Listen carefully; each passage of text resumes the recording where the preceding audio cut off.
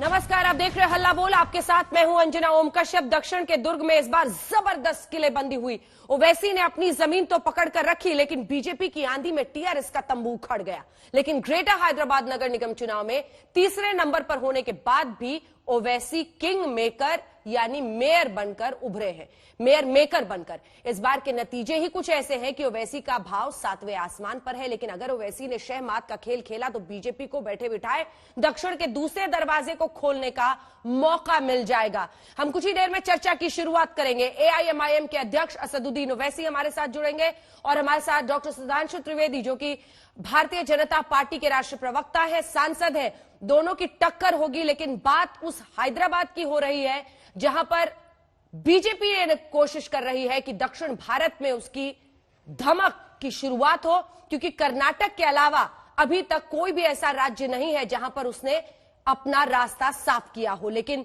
2023 के तेलंगाना के विधानसभा चुनावों पर नजर रखने वाली बीजेपी अब इस फिराक में लगी हुई है कि हैदराबाद नगर निगम चुनाव के साथ ही वो दक्षिण भारत में भी अपनी एंट्री करे। आपको यह भी बता दें कि तमाम शीर्षस्थ नेता भारतीय जनता पार्टी के इस बार चुनावी मैदान में उतरे थे। असदुद्दीन ओवैसी की तस्वीरें आप देख रहे हैं हैदराबाद की गलियों में। लेकिन 51 सीटें लड़े वो 150 में से, और वो इसलिए क्योंकि मुस्लिम बहुल इलाकों में उन्होंने इस बार चुनाव लड़ा हर बार की तरह। वहीं बीजेपी अध्यक्ष जेपी नड्डा, योगी आदित्यनाथ उत्तर प्रदेश के मुख्यमंत्री और गृह मंत्री अमित शाह के साथ हैदराबाद के नगर निगम चुनाव में उतरी थी। यह साफ दिख रहा था कि ओवैसी की पिच पर जाकर बीजेपी बैटिंग करना चाह रही थी। आइए आपको जल्दी से अपनी ये रिपोर्ट दिखाते हैं, जिसके बाद चर्चा की शुरुआत करेंगे।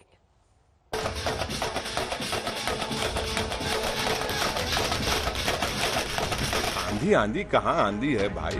अरे भाई, तूफान आपके सामने बैठा हुआ है, आप कहाँ आंधी की बात कर रहे हैं? किंग का पता नहीं, लेकिन किंग मेकर का पता जरूर है। ग्रेटर हैदराबाद के निकाय चुनाव में ओवैसी की पार्टी ने जो इनिंग खेली, उससे टीआरएस की लाइन लेंथ बिगड़ गई। बीजेपी के इरादे पर पानी फिर गया। सारा मामला आकर मेयर पर अटक गया है। अब सवाल उठ रहा है कि जीएचएमसी में किसका होगा मेयर? जिंदगी के सफर में हमको आपकी जरूरत पड़ती है, सबकी जरूरत पड़ती है, मगर जहां तक मेयर और डिप्टी मेयर इलेक्शन का सवाल है, अभी हमारी पार्टी में इस सिलसिले में मैं अभी कोई बातचीत नहीं हुई है। मैं अपने पार्टी के जिम्मेदार एमएलए से, तमाम लोगों से बात करूंगा, और ना टीआरएस से हमारा कोई कांटेक्ट, ना हम उनसे करें ना वो हमसे किए, तो जब ये टाइम है उसके लिए। ग्रेटर हैदराबाद नगर निगम के मेयर की गुत्थी को सुलझाने के लिए कुछ समीकरण पर गौर करना होगा। आपको बताएंगे कि ग्रेटर हैदराबाद नगर निगम चुनाव में तीसरे नंबर पर आने के बाद भी ओवैसी का भाव क्यों बढ़ा हुआ है, क्यों ओवैसी किंग मेकर की भूमिका में है। लेकिन सबसे पहले कुछ आंकड़ों की बाजीगरी को देख लेते हैं, जो बताएगा कि आखिर मेयर बनने के लिए क्या समीकरण है। ग्रेटर हैदराबाद नगर निगम में कुल 150 सीटें हैं। मेयर बनने के लिए जीएचएमसी में चुने गए प्रतिनिधियों के साथ एक्स ऑफिसियो वोटर्स भी वोट डालते हैं, जिनकी संख्या 52 है। लेकिन इन 52 में से 7 तेलंगाना की म्यूनिसिपल कॉरपोरेशन में वोट डाल चुके हैं, यानी बच गए 45 एक्स ऑफिसियो वोटर्स। इनको अगर 150 के साथ जोड़ा जाए तो कुल आंकड़ा हो जाता है 195, यानी जिनके पास 98 वोट होंगे उसी का मेयर बनेगा। यहीं से शुरू हो जाता है ओवैसी की पार्टी एआईएमआईएम का खेल, जिसका तोड़ किसी के पास नहीं। आखिर ओवैसी कैसे बनेंगे किंग मेकर? जीएचएमसी में मेयर बनाने के लिए 98 में से बीजेपी के पास सिर्फ 51 वोट हैं। इनमें 3 एक्स ऑफिसियो वोटर्स हैं, जबकि ओवैसी के पास 54 वोट हैं। इनमें से 10 एक्स ऑफिसियो वोटर्स हैं। वहीं टीआरएस के पास 88 वोट हैं, जिनमें 31 एक्स ऑफिसियो वोटर्स हैं। यानी अपने दम पर टीआरएस मेयर नहीं बना सकती है, उसे 10 वोट घट रहे हैं। यहीं आकर पेंच फंस रहा है। अगर टीआरएस को ओवैसी खुलकर समर्थन दे दें तो टीआरएस का मेयर आसानी से बन जाएगा। टीआरएस और ओवैसी के वोट मिलाकर कुल 140 हो जाएंगे, जो बहुमत से काफी ज्यादा है। ओवैसी के लिए इस विकल्प को चुनना आसान नहीं होगा, क्योंकि अमित शाह चुनाव प्रचार के दौरान दोनों के बीच जुगलबंदी की बात कह चुके हैं। अगर ऐसा हुआ तो बीजेपी के लिए खुला सियासी मैदान बैठे बिठाए मिल जाएगा। मैं एक सवाल फिर से श्रीमान चंद्रशेखर राव जी से पूछना चाहता हूं, ये मजलिस के साथ आप जो समझौता करते हो, इसमें हमें कोई आपत्ति नहीं है। कोई आपत्ति नहीं, कर सकता है लोकतंत्र में कोई भी व्यक्ति किसी के साथ भी जाता है, मगर गुप्त समझौता क्यों करते हो? इतनी हिम्मत क्यों नहीं है कि मजलिस के साथ खुलेआम सीट शेयरिंग कर लड़े? एक कमरे के अंदर इलू इलू कर आप सीटें बांटते हो। फिर ऐसे में ओवैसी कैसे बनेंगे किंग मेकर? विकल्प नंबर 2 को भी देख लेते हैं। अगर ओवैसी की पार्टी वोटिंग के समय गायब हो जाती है, यानी वोटिंग में हिस्सा नहीं लेती, तो बहुमत का आंकड़ा घट जाएगा। फिर 195 में से 54 वोट घटने पर कुल संख्या 141 हो जाएगी, यानी 71 वोट जिसके पास होगा मेयर उसी का होगा। ऐसे में टीआरएस के पास 100% वोटर्स के साथ 86 वोट हैं, तो मेयर बनना आसान हो जाएगा। ऐसा करके ओवैसी बाहर रहकर भी बीजेपी को शह और मात दे सकते हैं। इसके आसार ज्यादा लगते हैं। वैसे ओवैसी की इस चाल की काट भी बीजेपी तलाश रही होगी। बीजेपी भले ही लोकल चुनाव लड़ रही थी, लेकिन उसकी नजर 2023 पर है। अगर टीआरएस और ओवैसी में किसी भी तरह का गठबंधन होता है, चाहे वो खुलकर या छिपा, तो बीजेपी इसे भुनाने में पीछे नहीं रहेगी। किंग और किंग मेकर का खेल खराब करने में बीजेपी पूरी ताकत झोंक देगी। हैदराबाद से आशीष पांडे, आज तक। और अब टक्कर में आमना सामना होने वाला है सुधांशु त्रिवेदी, भारतीय जनता पार्टी के सांसद और राष्ट्रीय प्रवक्ता, और एआईएमआईएम के अध्यक्ष असदुद्दीन ओवैसी का। मुझे लगता है डॉक्टर त्रिवेदी हमारे साथ जुड़ गए हैं। सुधांशु जी, आप ही के साथ पहला मैं सवाल उसकी शुरुआत करना चाहती हूं। ये कहा था अमित शाह जी ने हैदराबाद में जाकर कि इस बार मेयर हमारी ही बनेगी, लेकिन लगता ऐसा है कि किंग मेकर हैदराबाद वाले ही रह गए। अंजना जी, इन चुनावों के परिणाम बहुत स्पष्ट और विशिष्ट हैं, वेरी क्लियर एंड डिस्टिंक्ट। सबसे बड़ा काम जानते क्या हुआ? हम जो पिछले नगर निगम में अप्रासंगिक दल थे 4 सीटों वाले, आज हम हैदराबाद की राजनीति के धुरी हो गए। आज सबकी लड़ाई हमसे, एमआईएम की लड़ाई हमसे, टीआरएस की लड़ाई हमसे, कांग्रेस की लड़ाई हमसे। तो आज हम राजनीति के केंद्र में हैं और सारी राजनीति हमारे इर्द गिर्द घूम रही है। हम सत्ता में रहें या प्रतिपक्ष में, हैदराबाद नगर निगम में यह बात बिल्कुल स्पष्ट हो गई। लेकिन आपने सीटें तो उनकी आप घटा नहीं पाए।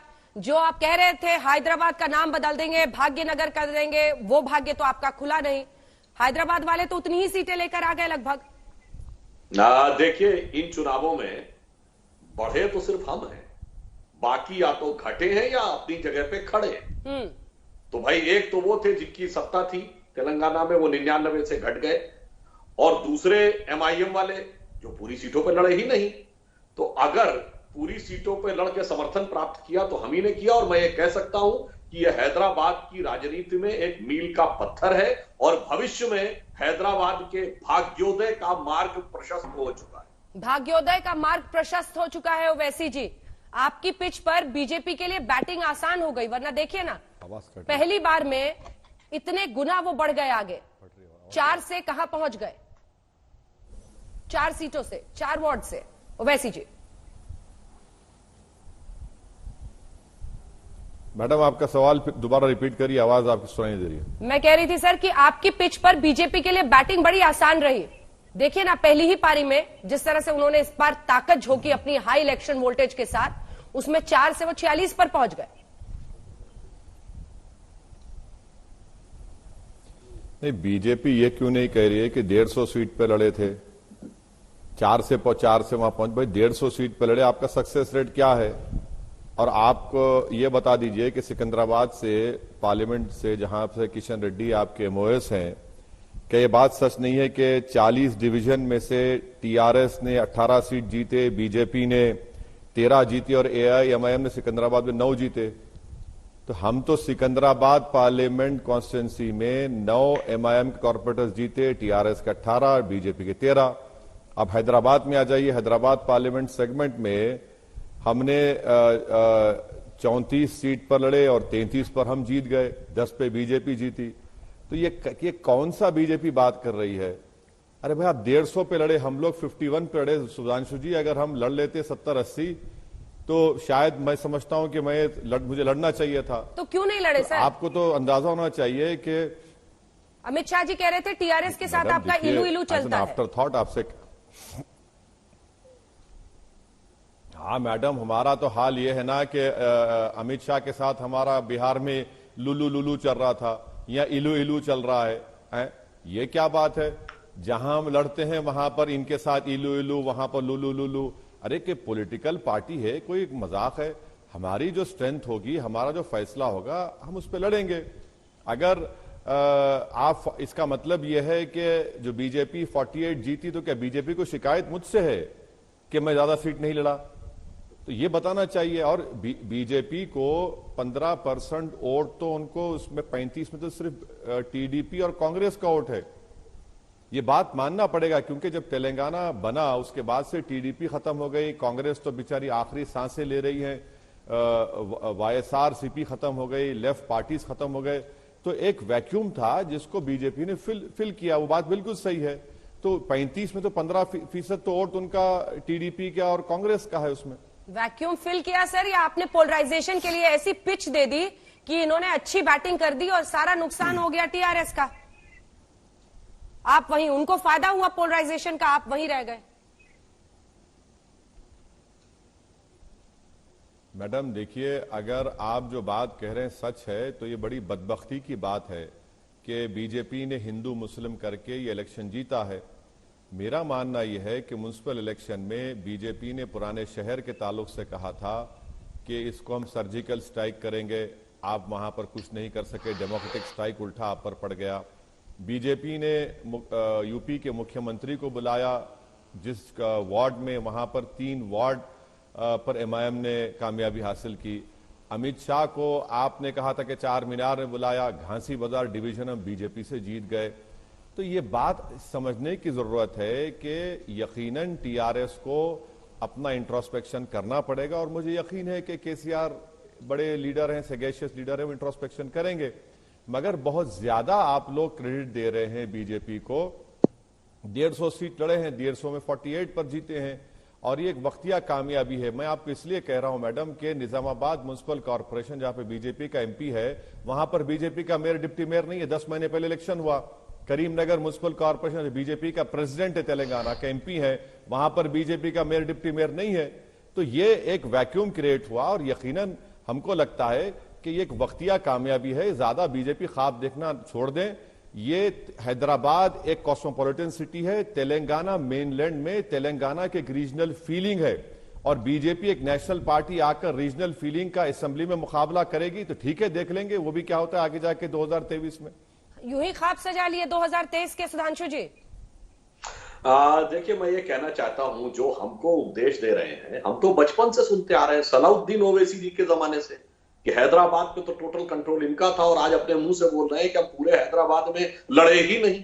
तो जनाब, तीसरी पीढ़ी आने तक तो आप लड़े नहीं, और आप कह रहे हैं कि हम जो है ख्वाब सजो रहे हैं। हकीकत तो ये थी अंजना जी, दोनों मिलकर हमारे खिलाफ लड़ रहे थे। आप सोचिए, वो पार्टी जिसकी 4 सीटें थी, सारी पेशबंदी 2 क्यों कहूं, तीनों पार्टियों की सिर्फ हमारे खिलाफ थी।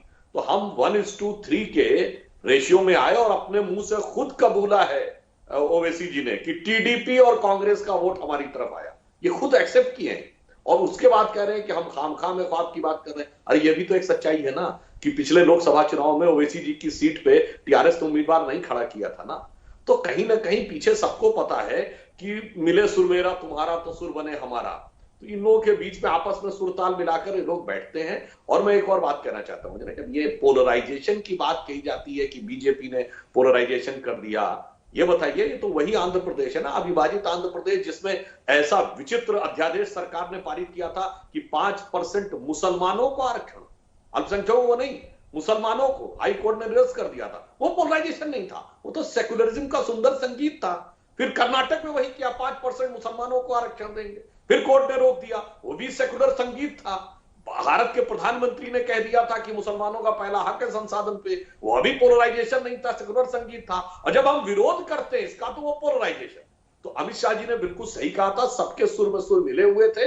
और जहां तक नगर निगम की बात है, तो कोई भी चुनाव हो, हम पूरी गंभीरता और शिद्दत से लड़ते हैं, चाहे सीनियर नेता हो या सामान्य कार्यकर्ता। अंजना जी, मैं याद दिलाना चाहता हूं, तिरुवनंतपुरम के नगर निगम में भी अमित शाह जी अध्यक्ष थे, तब इसी ढंग से लोग गए थे।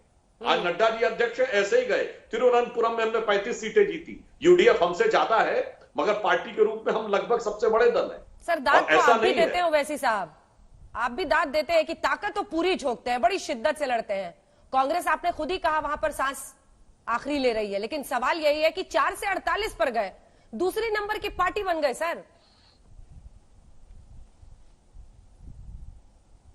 नहीं, पहले तो सुधांशु जी को मैं करेक्ट करना चाहूंगा कि 2019 के लोकसभा के चुनाव में टीआरएस का कैंडिडेट मेरे खिलाफ था। आप चेक कर लीजिए, आपको शायद नहीं मालूम होगा। दूसरी बात यह कि आपने 5% रिजर्वेशन की बात की। सुधांशु जी, 4% रिजर्वेशन है जो सुप्रीम कोर्ट ने स्टे दिया। आपने फिर से गलत कहा कर्नाटका के बारे में। कर्नाटका में आपके चीफ मिनिस्टर है, आप इस प्रोग्राम को खत्म होने के फौरन बाद आप उनको फोन मिलाकर कह दीजिए कि सर कर्नाटका के मुसलमानों को रिजर्वेशन आप क्यों दे रहे हैं। आपकी सरकार है, आपकी सरकार कंटिन्यू कर रही है, तो देश को पता तो चल जाएगा ना कि सोशली एजुकेशनली जो बैकवर्ड कम्युनिटी है उसको आप जो संविधान में प्रोविजन है मुसलमानों में जो कास्ट है उनको मिलता है, रिलीजन के नाम पे नहीं मिलता है। सुधांशु जी, आप काफी पढ़े लिखे हैं, आप कॉन्स्टिट्यूशन जानते हैं। अब रहा सवाल कि आप ताकत झोंक दिए, सब झोंक दिए। अरे भैया, हैदराबाद में क्या हुआ सुधांशु जी? हैदराबाद पार्लियामेंट सेगमेंट में तो आपकी नहीं दाल गली। आप कहां पर जीते मैं बता रहा हूं आपको, सिकंदराबाद का डेटा दे दिया। मलकाजगिरी पार्लियामेंट सेगमेंट में जहां पर एलबी नगर असेंबली कॉन्स्टिट्यूंसी है वहां पे आपने जीता। अब अगर आप ये कहेंगे कि हैदराबाद जीएचएमसी के इलेक्शन से हमको ये लग रहा है कि हम तेलंगाना जीत जाएंगे, सुधांशु जी दूर के ढोल सुहाने लगते हैं। अभी 3 साल बाकी हैं, हमको पूरा यकीन है कि कैसे आपसे मुकाबला करना, मगर ये बात बिल्कुल सच्चाई है कि आपका होम मिनिस्टर, केंद्र मंत्री और एमओएस हैदराबाद का है, उसको खुद पता नहीं है कि आपकी पार्टी कह रही है कि 30,000 रोहिंग्या के नाम वोटर लिस्ट में है, इतने अफगानी यहां पर है। तो इसका मतलब यह है कि आपकी पार्टी खुद आपके गृह मंत्री जनाब अमित शाह को बदनाम कर रही है झूठ बोलकर। तो बताइए ना, ये सब आपका काम नहीं किया, आपने नेगेटिव कैंपेन चलाया और नेगेटिव कैंपेन का सिलसिला ज्यादा देर नहीं चल सकता। आप हमेशा हिंदू मुस्लिम करते रहेंगे, ज्यादा नहीं चलने वाला है। ये कॉस्मोपॉलिटन सिटी है, आप देख लेंगे 8 से 12 महीने के अंदर आपको इस प्रोग्राम के जरिए आपको खुद मालूम चल जाएगा कि क्या हो रहा है यहां पर। सुधांशु जी एक जवाब दीजिए, फिर ओवैसी जी से एक सवाल पूछूं। देखिए, पहली बात मैं स्पष्ट कर दूं, जो इन्होंने कहा अति पिछड़े वर्ग के तहत मुस्लिमों को जो आरक्षण प्राप्त है वो तो स्थापित है, उसमें कोई समस्या नहीं है। हम तो ये कह रहे हैं जो आंध्र प्रदेश की सरकार ने कहा था 5% मुस्लिम्स को देंगे, जिसको हाई कोर्ट ने स्टेप डाउन किया था। फिर कर्नाटक में प्रॉमिस किया, इतना ही नहीं, कांग्रेस ने अपने मैनिफेस्टो में उत्तर प्रदेश में प्रॉमिस किया था। खैर उनके सरकार बनाने की स्थिति नहीं थी, मैं इसके लिए कह रहा हूं। और ओवैसी साहब फिर ये भी कहता हूं, अगर ओबीसी में आप मानते हैं तो इसका मतलब मुस्लिम समाज में जातियां आप मानते हैं, जातियां जो हिंदू धर्म की व्यवस्था थी यो आप मानते हैं कि उसमें थी। खैर अब हम इसके ऊपर आते हैं। जहां तक आपने कहा कि नगर निगम में अच्छी सीटें पाने से कोई जरूरी नहीं है कि भविष्य क्या हो, तो मैं याद दिलाना चाहता हूं, हम सबसे पहले कर्नाटक में उडुपी की नगर पालिका जीते थे 68 में, और 22-23 साल के बाद 1991 के चुनाव में लोकसभा में हम 96 तक। सुधांशु जी, डे 1 से आखिरी दिन तक ओवैसी हैदराबाद को बदलना है, भाग्यनगर करना है, सर्जिकल स्ट्राइक करेंगे, जिन्ना के अवतार है ओवैसी। यही तो था ना आपका पूरा पॉलिटिकल प्लान, जिसमें इलेक्शन प्लान जिस पर आप चुनाव में गए थे। ये पोलराइजेशन नहीं था तो क्या था? और इसी के बलबूते आपको लगता है कि पश्चिम बंगाल का भी ये टेम्पलेट बनेगा, बाकी दक्षिण भारत का भी टेम्पलेट बनेगा? देखिए, मैं ये आपको बात बता रहा हूं, ये कोई हमारा टेम्पलेट या प्लान नहीं है, ये तात्कालिक नहीं है। ये ओवैसी जी की जो पार्टी खड़ी हुई है, मैं इनको दोष नहीं देता हूं, ये तो 60-70 साल से आके खड़ी हुई। जब देश आजाद हुआ था उसके बाद मुसलमान 50 के दशक में राष्ट्र की मुख्य धारा में मिलने को तैयार थे। ना राम जन्मभूमि के लिए केस था, ना कोई अपने मदरसे और मुस्लिम पर्सनल लॉ की बात करता था।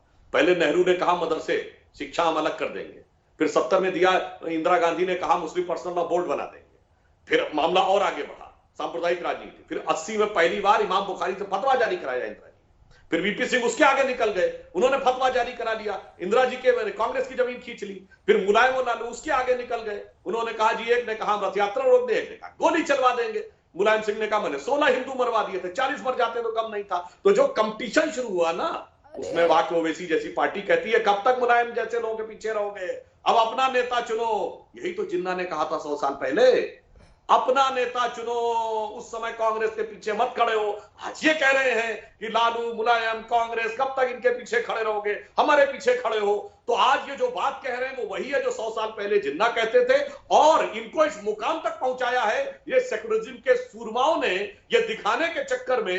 जैसे आजकल इस समय जाड़े का दिन चल रहा है तो तमाम कंपनियां कहती मेरा च्यवनप्राश ज्यादा असली है, मेरे च्यवनप्राश में ये है, देख लो भाई। तो सब कह रहे हैं मेरा सेकुलरिज्म देखो कितना गजब है, मुस्लिमों का मैं कितना बड़ा हिमायती हूं। उससे बात यहां तक पहुंची है, टेम्पलेट आज का नहीं, ये 50-60 साल ठीक है, मेरा वाला सेक्युलरिज्म सबसे अच्छा है ओवैसी जी। ये प्लैंक आप लोगों के बीच में बेचते हैं, लेकिन अंदर ही अंदर बात वही होती है कि इनकी नस्लें बर्बाद हो जाएंगी, लेकिन हैदराबाद का नाम नहीं बदलेगा।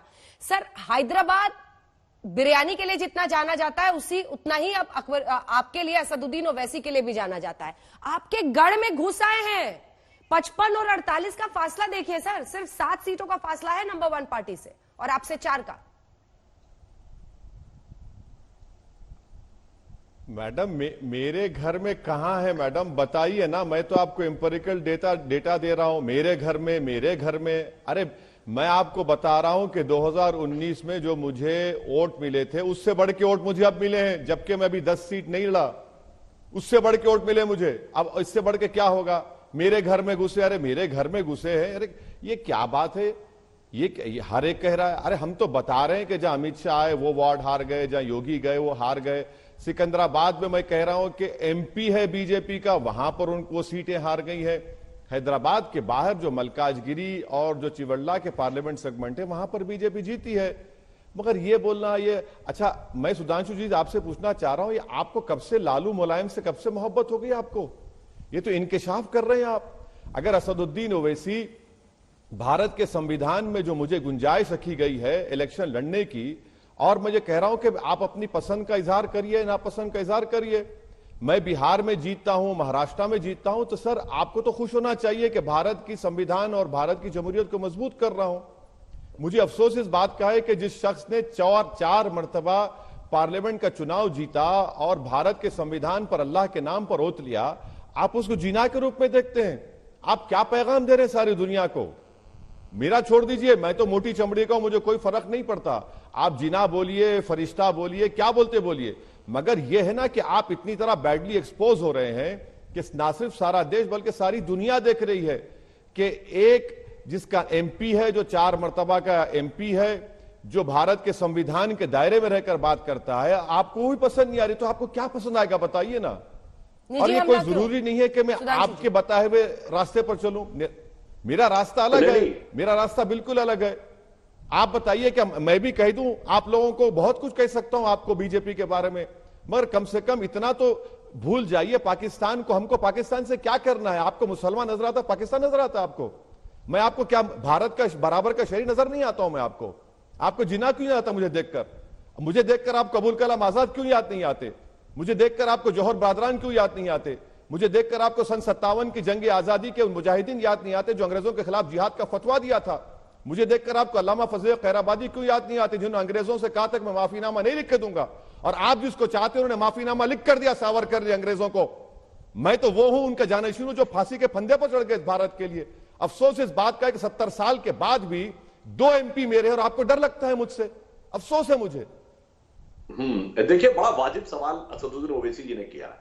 हमने कोई आपत्ति थोड़ी की है। लालू मुलायम ने भी वही राजनीति की थी इसी संवैधानिक व्यवस्था के अंतर्गत, आपने इसी संवैधानिक व्यवस्था के अंतर की थी। उन्होंने एम मोबाइल कहा, आप कह रहे हैं एम की बात करो। और जहां तक कॉन्स्टिट्यूएंट की बात है तो मैं ये भी आपके सारे दर्शकों को बता देना चाहता हूं, अंजना जी शायद बहुतों को नहीं पता होगा, संविधान सभा में मोहम्मद अली जिन्ना पाकिस्तान से चुन के नहीं आए थे, न लाहौर से, न कराची से, न रावलपिंडी से, न पेशावर से, न ढाका से, न चिटगांव से, मुंबई से चुन के गए थे। इसी हिंदुस्तान के शहरी थे, इसलिए वो कोई बात नहीं। मगर जो राजनीति उन्होंने की वो बहुत साफ है। जो आपने बड़ी अच्छी बात कही कि हमें देखकर वो क्यों नहीं याद आता, वो इसलिए नहीं याद आता है ओवैसी साहब कि आपके पार्टी के लोग खड़े होकर ये कहते हमने 800 साल इस देश पे हुकूमत की थी, मगर आप उस हुकूमत में भी जब औरंगजेब रोड का नाम बदला जाता तो आप खिलाफ में खड़े होते, दारा शिकोह के साथ नहीं खड़े होते। आपकी पार्टी का कोई व्यक्ति, यही हैदराबाद है जहां याकूब मेनन का नमाज़े जनाजा उस्मानिया यूनिवर्सिटी में निकाला गया, वहां लोग गए मगर डॉक्टर कलाम के नमाज़े जनाजा में नहीं गए। यही वो लोग हैं। मुझे इसलिए एतराज रहता है कि वीर अब्दुल हमीद की शहादत की 50वीं वर्षगांठ 2015 में हुई, कोई नहीं गया। उस्ताद बिस्मिल्लाह खां की डेथ हुई, कोई नहीं गया। ब्रिगेडियर उस्मान के घर पर जाता, कोई नहीं जाता है। मगर आप लोग इशरत जहां के साथ भी खड़े होते हैं, अफजल गुरु के साथ भी खड़े होते हैं, याकूब मेनन के साथ भी खड़े होते हैं, जाकिर नाइक के साथ भी खड़े होते हैं। इसलिए हमें इस बात का गुरेज है। और इस पॉलिटिक्स और उसमें क्या था, मौलाना आजाद ने कभी भी ये पॉलिटिक्स थोड़ी कही थी। जब मौलाना आजाद देश के शिक्षा मंत्री थे, ओवैसी साहब आप पढ़े लिखे व्यक्ति हैं, जाके चेक कर लीजिएगा। शिक्षा मंत्रियों का पहला सम्मेलन हुआ तो सिर्फ वंदे मातरम नहीं, सरस्वती वंदना भी हुई थी। और आपको सरस्वती वंदना छोड़िए, वंदे मातरम से ऐतराज है, भारत माता की जय से ऐतराज है, सुधांशु जी, झंडे पे कहते खड़े नहीं होंगे। तो आपको ओवैसी जी और उनके सभी वोटर्स में देश विरोधी दिखाई देते हैं। जिन्ना और पाकिस्तान नजर आता है, सर्जिकल स्ट्राइक की जरूरत नजर आती है। नहीं, मैंने तो वो इस बोल देश दिया के ना, नागरिक नहीं है। वो जितने लोग वोट करते हैं, वो जो 18% से ऊपर लोगों ने वोट किया 51 सीटों पर। तो फिर मैं एक और बात बता दूं अंजना जी, आपको पता होगा कॉन्स्टिट्यूएंट असेंबली में बॉम्बे प्रेसिडेंसी से 30 में से 30 सीटें जीती थी मुस्लिम लीग ने, और 95.5% वोट मिला था। हिस्ट्री बहुत अच्छी पढ़ाते हैं। सुनिए, आप हिस्ट्री और हिस्टोरिकल कॉन्टेक्स्ट में आपका कोई माहिर नहीं है। मेरे सवाल का तो जवाब दीजिए सर। मेरी बात सुनिए, आप उलझा देते हैं। नहीं, आप सीधा जवाब दीजिए सर, सीधा जवाब दीजिए। वो इंडिया है या पाकिस्तान है? सर्जिकल स्ट्राइक क्यों करना है वहां पर? आज के महाराष्ट्र और गुजरात के 95% मुस्लिमों ने वोट किया था, 95% पाकिस्तान नहीं चले गए। इसलिए मैं बात कह रहा हूं। नहीं, आप आज का जवाब दीजिए ना मुझे। आज जब आप कहते हैं पुराना हैदराबाद में हमें, ओल्ड हैदराबाद में हमें सर्जिकल स्ट्राइक करने की जरूरत है, आप जिन्ना से तुलना कर रहे हैं अभी भी बैठकर ओवैसी की, तो क्या हम माने कि ये पाकिस्तान का हिस्सा है, इस देश में मैंने नहीं? तो आपसे कह दिया, अगर इन्होंने कहा कि मौलाना आजाद की तरह है, तो फिर वंदे मातरम सरस्वती वंदना से ऐतराज नहीं होना चाहिए। अगर ऐतराज है तो ये सबसे पहले जिन्ना ने किया। साबित कीजिए ओवैसी जी अपनी देशभक्ति। वंदे मातरम नहीं बोलूंगा। साबित कीजिए अपनी देशभक्ति। अरे मैडम, मैं जिंदगी में जब यहां से चला भी जाऊंगा ना, तो मेरे आने वाली 10 नस्लों को ये पूछते रहेंगे अपनी देशभक्ति साबित करो, भाड़ में जाए। मैं इन लोगों के देशभक्ति का सर्टिफिकेट लेने का मोहताज नहीं हूं। मैं जूती पर रखता हूं इनकी देशभक्ति के सर्टिफिकेट को। मैं भारत का वफादार हूं और रहूंगा इंशाअल्लाह ताला। अब रहा सवाल कि ये मुसलमान जिन्ना, सुधांशु जी ये बताइए कि क्या कितने मुसलमानों ने वोट दिया था मुस्लिम लीग को? क्या यूनिवर्सल सफरेज था जब कि हर कोई मुसलमान वोट दे सकता था? वोट डालने का मियार था जो जमींदार थे, जो नवाब थे, जिनके पास इतनी आमदनी का हिस्सा था। सुधांशु जी, उन्हीं लोगों ने वोट दिया और वो पाकिस्तान चले गए। ये आप क्यों नहीं बताते बार बार? ये आप हिस्ट्री को आधा चाप लेते हैं और आधा बताते हैं। अगर मुसलमानों को इख्तियार होता तो कोई साथ नहीं देता था जिन्ना का, जब वोट डालने का इख्तियार ही नहीं था। मुझे आपसे सिर्फ इतना ही कहना है कि जब आप किसी मुसलमान को देखते हैं तो आप अपनी सोच को बदलिए। और भारत के संविधान में फ्रीडम ऑफ एक्सप्रेशन है मेरे पास, और आप यकीनन अपने मजहब पर चलिए, सरस्वती वंदना पढ़िए, वंदे मातरम पढ़िए, मगर आप इस बात को समझिए कि किसी को आप फोर्स नहीं कर सकते। जहां पर नेशनल एंथम का मामला आएगा हम खड़े रहेंगे। जहां पर मेरे बाजू अगर कोई खड़े होकर बोलेगा भारत माता, मैं उसकी इज्जत करूंगा। जहां पर मेरे साथ कोई खड़े होकर बोलेगा वंदे मातरम पढ़ूंगा, मैं बराबर खड़े रहूंगा। मगर अगर आप ये बोलेंगे कि नेशनल एंथम से हटके हम आपके गले पे रख देंगे, आप गरिए क्यों करेंगे? फ्रीडम ऑफ एक्सप्रेशन नहीं है भारत में, खत्म हो गया है क्या? क्या मोदी की हुकूमत आई तो क्या किम जोंग की हुकूमत आ गई? क्या संविधान खत्म हो गया? सुधांशु जी, तारीख को पढ़ लीजिए और तारीख को पढ़ के कहिए वो जिन्ना थे, वो भाग गए पाकिस्तान को। हमको भारत से हमेशा मतलब था। और याद रखिए, जितने भारत में खबरस्तान है, कभी जाइए उन खबरस्तानों में, वो हमारी वफादारी की निशानी है। हमारे बुजुर्ग आज भी सीना तान कर वहां पर सो रहे हैं, और मैं कभी भी अपनी वफादारी को किसी के सामने साबित नहीं करूंगा। भाड़ में जाए, जो करना है कर लो मुझे आप। मैं भारत का था, भारत का रहूंगा। मुझे किसी की सर्टिफिकेट की जरूरत नहीं है। ये कब तक देंगे? कि आप दुकान खोल के बैठे हैं? आप नेशनलिज्म का सर्टिफिकेट देंगे, कांग्रेस सेकुलरिज्म का देगी? भाई साहब, ये दुकान मत चलाइए, देश चलाइए। दिल्ली के बाहर किसान तड़प रहा है सर्दी में, क्यों किसान आया है? आपको कोई हिम्मत नहीं है किसानों के मसाइल को हल करने के लिए। आप देश के किसानों को बर्बाद करना चाह रहे हैं, और असदुद्दीन ओवैसी से कह रहे हैं अपनी साबित करो। मैं हरगिज नहीं साबित करूंगा, ना मुझे जरूरत है आपकी।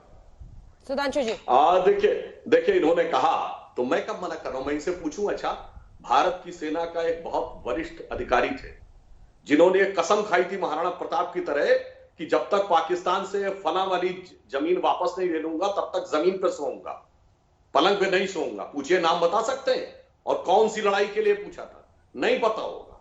अरे सुधांशु जी, एक बात सुनिए, एक बात सुनिए। सुधांशु जी एक बात सुनिए, राणा प्रताप की तारीख आप बता रहे हैं। अरे भाई बाबर को किसने बुलाया था? किसने बुलाया था? मैं मुस्लिम राणा प्रताप के खिलाफ कौन लड़ा था अकबर की फौज? बताइए ना, मुगल फौज में कमांडर कौन था? अरे आप हिस्ट्री को नहीं जानते सर, आप की तरह कहा। अरे आप हिस्ट्री को जानते नहीं है ना, आप हिस्ट्री को आधा चाप कर बोलते हैं। परेशानी तो वही है आपसे। अब मैं बता देता हूं। अरे मेरे मैं बता देता हूं, इसीलिए तो मैं कहता हूं ना। आप राणा प्रताप की बात करते हैं, आप औरंगजेब की बात करते हैं। आप ये बता दीजिए कि राणा प्रताप के खिलाफ जंग लड़ने कौन गया था? औरंगजेब की फौज में कौन था? अरे भाई मैंने तो था जो शिवाजी से लड़ने गया था। क्या भारत के सुनिए क्या अरे अपने टर्म पे बोल रहे बेहतर रहेगा। सुधांशु जी, सुधांशु जी आप मेंबर ऑफ पार्लियामेंट है। नेक्स्ट आप आइंदा जब पार्लियामेंट की लाइब्रेरी को जाएंगे, जो पहली संविधान की किताब लिखी गई उसको उठाकर देख लीजिए। उसमें अकबर की तस्वीर है, अकबर बादशाह की तस्वीर है, उसमें झांसी की रानी की तस्वीर है, टीपू सुल्तान की तस्वीर है। क्या कहेंगे उसको आप? उसमें तो भगवान राम की भी तस्वीर है। आपसे कह रहा हूं कि यही भारत की खूबसूरती है। ओवैसी जी, इन सबसे पहले भगवान राम की तस्वीर है। बिल्कुल है, सही। पर जय श्री राम बोलने पर आपको भी लगता है कि ये सारे कम्युनल है? तस्वीर है, बिल्कुल। जय श्री राम बोलने वाले कम्युनल है, बीजेपी के वोटर्स कम्युनल है, ये भावना आप भी स्प्रेड करते हैं। मैडम आप मेरी एक स्पीच दिखा दीजिए जहां पर मैंने इस तरह की बात कही। बताइए आप, चलिए स्पीच चलाइए मेरी अभी। आप मेरी एक स्पीच चलाइए जहां पर आप जो कह रहे मैंने कहा इस बात को। मैं तो आप तमाम को बता रहा हूं कि भारत की पहली संविधान की किताब में ये तमाम चीजें हैं। तो राम की तस्वीर है, सीता की तस्वीर है, गुरु नानक की तस्वीर है, टीपू सुल्तान, सब यही तो खूबसूरती है भारत की। जो बीजेपी कहते हैं कि सर्जिकल स्ट्राइक करेंगे, भारत की पहली सरकार है जो भारत के एक इलाके पर सर्जिकल स्ट्राइक करती है। भारत के बाइज्जत शहरियों को पाकिस्तानी, रोहिंग्या, अफगानी कहती है। और आपका होम मिनिस्टर MOS। एक सेकंड, लेकिन ओवैसी जी सुनिए ना, खूबसूरती तो उस अंदाज में भी है ना जिसका इस्तेमाल आप करते हैं। आपने ये नहीं कहा कि BJP as a political party बर्बाद हो जाएगी लेकिन हैदराबाद का नाम नहीं बदल पाएगी। आपने कौन से शब्द इस्तेमाल किए? इनकी नस्लें बर्बाद हो जाएंगी लेकिन ये हैदराबाद को भाग्यनगर नहीं कहेंगे। आप भी जिस अंदाज में बोलते हैं, आप भी एक संदेश देते हैं ना। इंशाअल्लाह इनकी नस्लें खत्म हो जाएंगी। अरे पार्टी की नस्लें थोड़ी होती हैं सर। हैदराबाद का नाम हैदराबाद रहेगा। पार्टी की नस्लें थोड़ी होती हैं। असदुद्दीन ओवैसी भी खत्म हो जाएगा। असदुद्दीन ओवैसी बिल्कुल, असदुद्दीन ओवैसी भी खत्म हो जाएगा, मगर हैदराबाद का नाम हैदराबाद रहेगा। अच्छा ये बताइए, योगी आदित्यनाथ का पहले का नाम क्या था? बताइए क्या नाम था उनका? पहले दिया हुआ नाम क्या था उनका? हम भी पूछे क्या? बात अगर निकलेगी तो बहुत दूर तक जाएगी मैडम। अरे बहुत सारे पॉइंट हो गए, मैं जवाब दे दूं। एक सेकंड जवाब दीजिएगा। एक और सवाल है, मुझे ये बताइए आप ओवैसी साहब, आपके तो सारे दुश्मन हैं। आप टीम ए टीम बी आज टक्कर के लिए हैं, लेकिन कहा जाता है आप दोनों टीम ए टीम बी हैं। इधर भगवा है उधर भाईजान है, दोनों की पीछे से मिली हुई है। ये कह के सेक्युलरिज्म वाले कहते हैं कि आप ही ने सेक्युलरिज्म को सबसे बड़ा नुकसान इस देश में पहुंचाया है, क्योंकि आप और आपकी पॉलिटिक्स इनको फायदा पहुंचाती है। तभी तो देखिए ना 48 पर पहुंच गए। हाँ मैडम, मेरी वजह से नरेंद्र मोदी ने 2 मरतबा प्रधानमंत्री बन गए। मेरी वजह से नरेंद्र मोदी 280 से 306 चले गए। मेरी वजह से गुजरात में नरेंद्र मोदी मुख्यमंत्री थे तो वहां पर 1000 लोगों का कत्लेआम हुआ। मेरी वजह से सिखों का नस्ल जेनोसाइड हुआ। मेरी वजह से दिल्ली का मैसेकर हुआ। मेरी वजह से मुजफ्फरनगर हुआ। इस मुल्क में तमाम बुराइयां जो शुरू हुई और कमजोरियां मेरी वजह से है ना। बाकी के सब राजा हरिश्चंद्र की औलाद हैं, बाकी सब नेक हैं, कोई गुनाहगार है तो हम ही हैं। आप तमाम लोग सही हैं, यही तो हम कह रहे हैं। यही तो झगड़ा है कि तमाम बुराई, तमाम गलतियां हम में हैं और जो सत्ता में बैठते हैं वो दूध के दूल्हे हैं। बिहार में इलेक्शन होता है तो ठाकुर देखा जाता है, ब्राह्मण देखा जाता है, भूमिहार देखा जाता है, कुर्मी देखा जाता है, मगर बात होती है तो खाली मुसलमान मुसलमान। यही तो हिपोक्रेसी है मैडम। ये हकीकत है भारत की सियासत की, इससे कोई इनकार नहीं कर सकता। इसीलिए मैं आपसे कह रहा हूं कि इसको समझिए। और अगर मुझे इजाजत दीजिए, मुझे एक और जगह पर जाना है। मैं पहले ही कहा था आशीष को कि आधा घंटा मैं रहूंगा। एक और सवाल है बस, एक और सवाल है सर। टीआरएस वाला, टीआरएस वाला, ये बोलिए, बताइए कि बोलिए। अब मेयर का जो चुनाव होना है उसको क्या- उसमें आप क्या कीजिएगा? टीआरएस को जरूरत पड़ेगी तो साथ देंगे? पड़ेगी ही जरूर। अरे मैडम, मैंने पहले आपके प्रोग्राम में कह दिया कि भारत की पॉलिटिक्स का मुझे लैला बना दिया गया और पूरे मजनू मेरे अतराफ फिर रहे हैं, जिसमें से सुधांशु जी भी हमारे मजनू हैं, कई हमारे मजनू हैं। देखेंगे अब ये लैला के अतराफ तो पूरे फिर रहे हैं, तो वक्त आने दीजिए, हम इंशाल्लाह हम फैसला लेके आपको बताएंगे। लेकिन लैला को ये तो देखना पड़ेगा ना सर कि टीआरएस ने ट्रिपल तलाक बिल, एक सेकंड सर, ट्रिपल तलाक बिल पर सरकार का साथ दिया था। उस ट्रिपल तलाक बिल के आप इतने खिलाफ हैं तो खुलकर टीआरएस की तरफ जाना तो मुश्किल है। दो धारी तलवार पर बैठे हैं सर आप।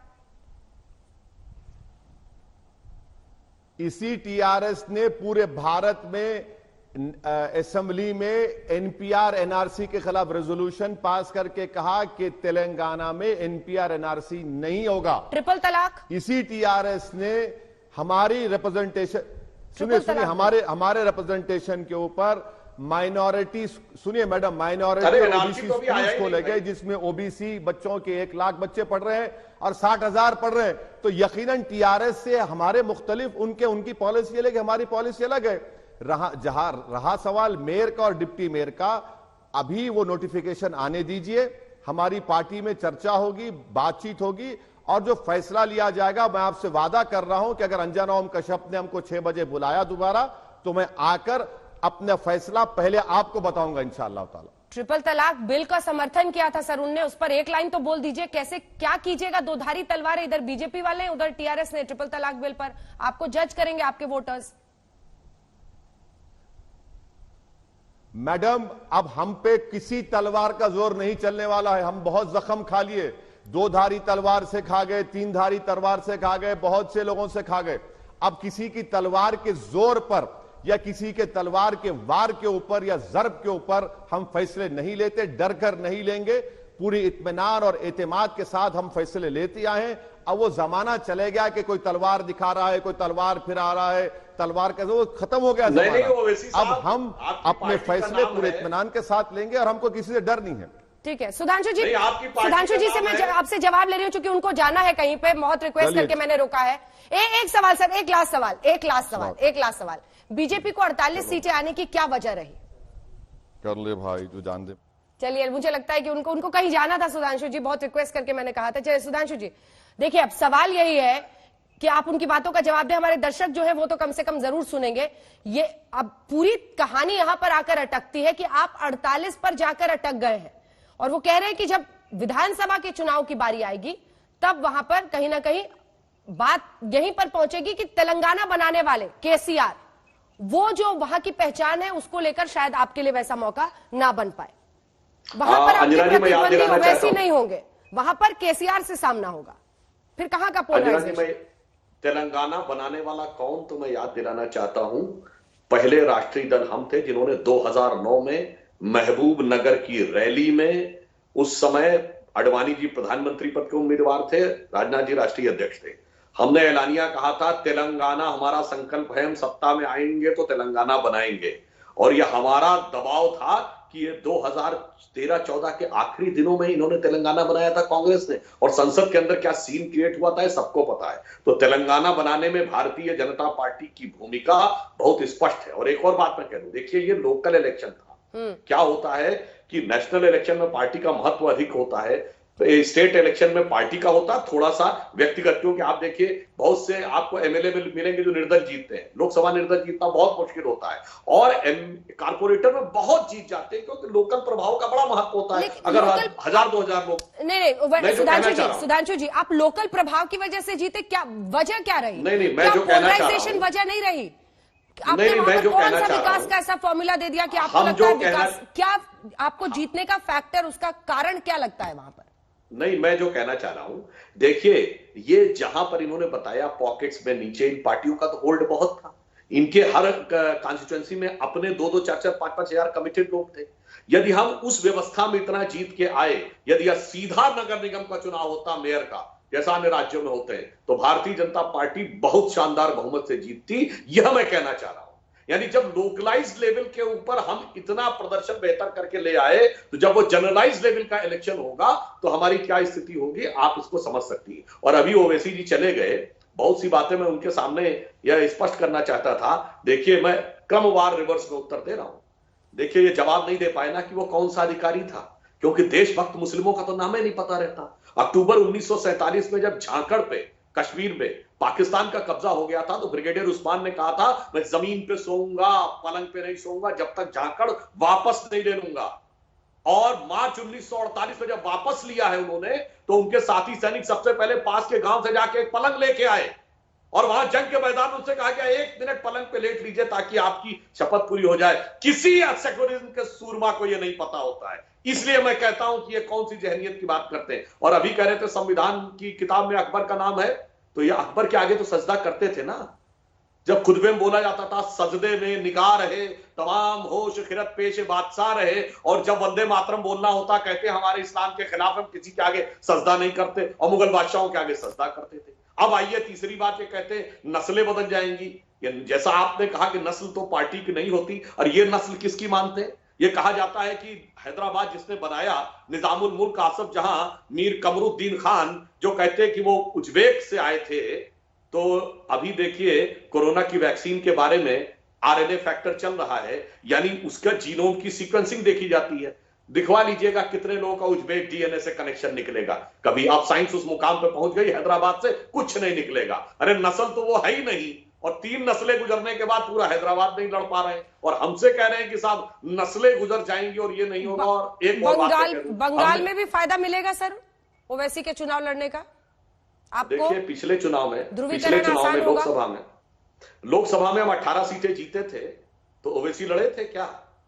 बगैर लड़े हम जीते ना। तो वो लड़े या ना लड़े, बंगाल की जनता ने यह तय कर लिया है कि दीदी के इस अत्याचारी शोषणकारी शासन से मुक्ति भारतीय जनता पार्टी दिला सकती है। अंजना जी, मैं एक और बात कहना चाहूं, बिहार में हम जीते, दरभंगा को द्वार बंग कहते हैं ना, तो बंग के द्वार तक पहुंच गए। तेलंगाना का प्राचीन नाम है तैलंग। अब तैलंग भी हमने अपनी धमकदार उपस्थिति दर्ज करा दी। अब अगला है बंग। तो द्वार बंग, तैलंग और बंग, अब चाहे जितना दीदी कर ले हुड़दंग या ओवैसी कर ले हुड़दंग, कोई फर्क नहीं पड़ने वाला। बंग की राष्ट्रवादी भूमि भारतीय जनता पार्टी के साथ आकर खड़ी होगी, और हमारे संस्थापक हुड़दंग कहां सर? कांग्रेस तो कहती है आप लोग संग संग हैं। देखिए, संघ की जब वो बात करते हैं तो भगवान बुद्ध भी कह गए थे, बुद्धम शरणम गच्छामि संघम शरणम गच्छामि। उन्होंने बौद्ध संघ के लिए कहा था। परंतु आज वास्तविकता यह है कि संघ के अच्छे कार्यों के लिए जो राष्ट्रीय स्वयंसेवक संघ ने भी जो काम किए हैं, कांग्रेस बता दे कभी किए हैं।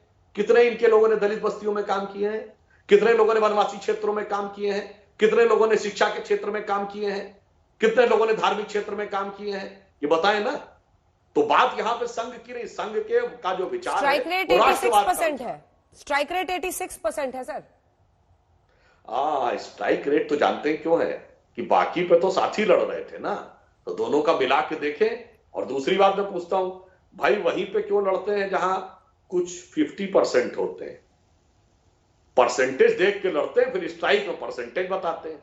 बिहार में भी परसेंटेज देख के लड़ते हैं, और हैदराबाद में अपनी अपनी जमीन पे भी एक एक कॉन्स्टिट्यूएंसी परसेंटेज देख के तय करते हैं, फिर कहते हैं स्ट्राइक का परसेंट देख। पर आप भी तो सर ओवैसी को देखकर वहां पहुंचे ना, वरना कितने म्यूनिसिपल चुनाव, आपने तिरुवनंतपुरम का पहले एग्जांपल दिया था, वरना ऐसे कितने आप लोग म्यूनिसिपल कॉर्पोरेशन में इतनी ताकत झोंकते हैं? मुझे बताइए ना, कहां पर अमित शाह खुद जाते हैं, देश के गृह मंत्री, बीजेपी अध्यक्ष जेपी नड्डा, योगी आदित्यनाथ। योगी जी को तो जरूर ही उतारना था, खास तौर पर हैदराबाद में। स्ट्रैटेजी समझ नहीं आ रही क्या सबको? अरे बहुत साफ है, मैंने बताया, अमित शाह जी राष्ट्रीय अध्यक्ष थे, तिरुवनंतपुरम में गए थे, हमने तिरुवनंतपुरम शानदार जीता। आज जेपी नड्डा जी अध्यक्ष हैं, हम हैदराबाद में गए, इसमें ऐसी कौन सी बात है? तो हम तो हर चुनाव को गंभीरता से लेते हैं। अंजना जी, हम पे तो आरोपी ही लगता है। दिल्ली में भी लोग कहते हैं इतने केंद्रीय मंत्री आ गए, इतने मुख्यमंत्री आ गए, हर चुनाव। हैदराबाद आपको ओवैसी जी खींच कर नहीं लाए? हैदराबाद आपको ओवैसी जी खींच कर नहीं लाए? अंजना जी, जो लोग कहते थे कि हमारा और ओवैसी से कोई अंडरस्टैंडिंग, अब तो टीआरएस और ओवैसी की जो अंडरस्टैंडिंग पीठ पीछे थी वो सामने आ गई। हमने तो उनकी मान में घुसकर उनको ललकारा। अब बताइए, हम तो सीधे चुनौती दे रहे हैं अंदर आके, और बाकी लोग धीरे धीरे धीरे धीरे मिलजुल के चल रहे हैं, और हर इशू पे दोनों की जुगलबंदी है। जो मैंने पहले भी कई बार बोला, मैंने कहा कि वो चाहे धारा 370 हो या ट्रिपल तलाक हो या तथाकथित बाबरी मस्जिद हो या अफजल गुरु याकूब मेनन हो, सब पे सेकुलर दलों और ओवैसी की जुगलबंदी है, और कहते हैं हमसे कि हम जो है उनके साथ खड़े हैं। सरकार कौन मिलकर आंध्र में चला चुका है?